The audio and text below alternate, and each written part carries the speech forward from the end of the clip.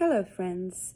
I wanted to share something with you about purpose in life. So, I was listening to one of the well known Ayurvedic doctors that we have in the world talking about how purpose is something that we connect to when the channels, let's say, are perfectly clear and open. So, that means on a physical, mental, and emotional level, which is actually the whole purpose behind purifying, behind cleansing, and all of that. Just to have a clear perspective, connecting basically to source, if you will, or God, or whatever you want to call it. And he was then telling the story about himself when he found his purpose that way.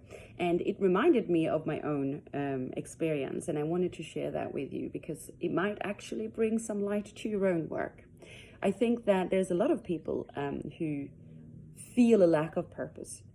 And what does that feel like? The lack of purpose feels like depression or boredom, or it feels like we have lost kind of direction in life and nothing really makes sense. And I do think that that's something that many people experience regularly.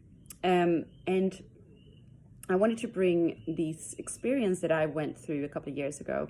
I was teaching yoga and I was working in a situation that wasn't really, let's say, ideal for me. It was not, I wasn't really aligning with my values, maybe. I had made some choices professionally, let's say, that were more in line with a mental idea of what I should be doing and not linked to what my kind of truth in my heart was saying, if you can say that. And I noticed it because I was really finding it hard to connect with my students. I was finding it hard to feel inspired. And I was just feeling kind of imposter syndrome, I think you would call it. So when you just feel like it's not coming from the great place that you want it to come from, right? And that was so unusual for me because from the day that I became a yoga teacher and everything that I've been teaching from then on was always in alignment with where I was at that time. So it was an early morning where I sat down to meditate, and I kid you not, all right? This is not some huffy fluffy story. This is actually, and I think I've never had it really before or after that, okay?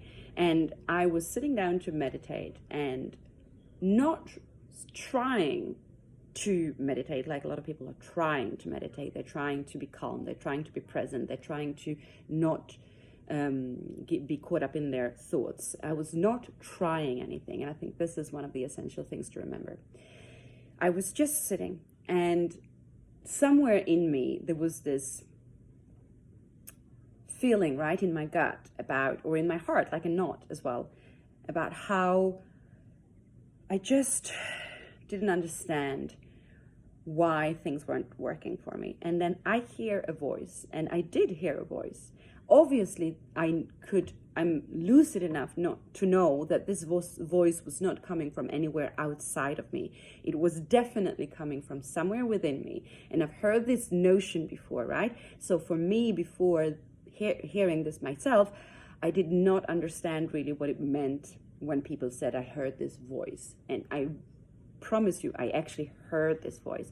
And I can't tell you that it was a female or a male voice or even my own voice, but I feel like it was my own voice somehow. And I really heard distinctively the words, "You have to put love into it." Really. And so what does that mean? Well, I understood on my own level, I understood exactly what it meant. And it wasn't this when someone says something a little bit, cryptic to you, like you have to put more love into it, like what do you mean by that? In my moment when I heard this, I knew what it meant, okay? The same way that sometimes when we have a dream and there's something strange in the dream, we wake up and we just know, okay, this, because actually, you know why we know? Because it's a wisdom that comes from within. It really is. I don't want to sound huffy fluffy unicorns and rainbows. It really is. It's like when there's just this obvious thing. It needs to be as obvious, or it doesn't need to. It will be as obvious as any other obvious thing. Like, for instance, the fact that I know that I am a woman. That it's something that is so obvious that I don't need to have it explained to me. Okay?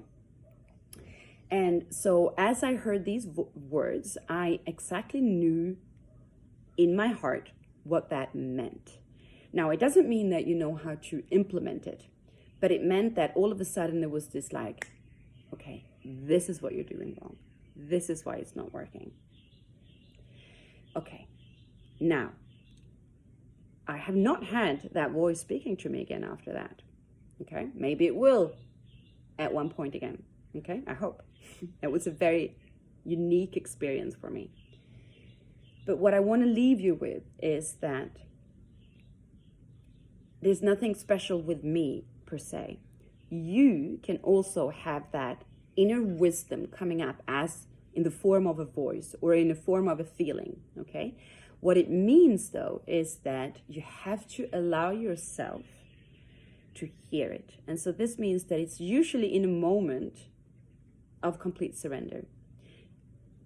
What do I mean by complete surrender? What I mean by this is that it's a moment where everything has not necessarily worked out, okay? And you haven't found the solution, but you stop trying so hard, okay?